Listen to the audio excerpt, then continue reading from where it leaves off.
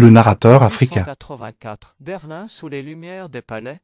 Pendant qu'en Afrique, les ancêtres vivaient en paix. Bismarck convoque 14 gouvernements autour d'une table. Le destin du continent devient un commerce lamentable. Ils prennent des cartes, des règles et des stylos, découpent les frontières comme un simple morceau de gâteau. Pas un Africain assis dans cette conférence, mais ils parlent de nos terres avec arrogance. Ruffneck dans la voix, je dénonce les cicatrices, le colonialisme maquillé derrière la justice. Ils veulent l'or, le cuivre, l'ivoire et les diamants, pendant que les peuples subissent les chaînes et les tourments. 1885, le partage devient officiel. Des royaumes détruits pour enrichir l'industriel. Des familles séparées, des cultures divisées, des langues effacées, des mémoires colonisées.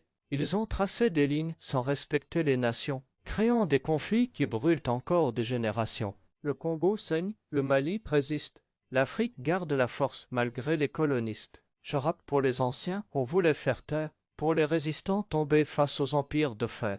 Des reines, des guerriers debout dans la tempête, même sous les fusils, ils protégeaient leur terre sacrée. Ruffneck, mentalité, vérité dans le mythe. Chaque phrase réveille les consciences endormies. Parce qu'un peuple sans mémoire marche dans le brouillard, moi je ramène l'histoire pour allumer le regard. Berlin a partagé des frontières sur papier, mais ils n'ont jamais pu voler notre dignité. L'Afrique renaît, même après les blessures, car la racine est profonde et l'esprit reste pur.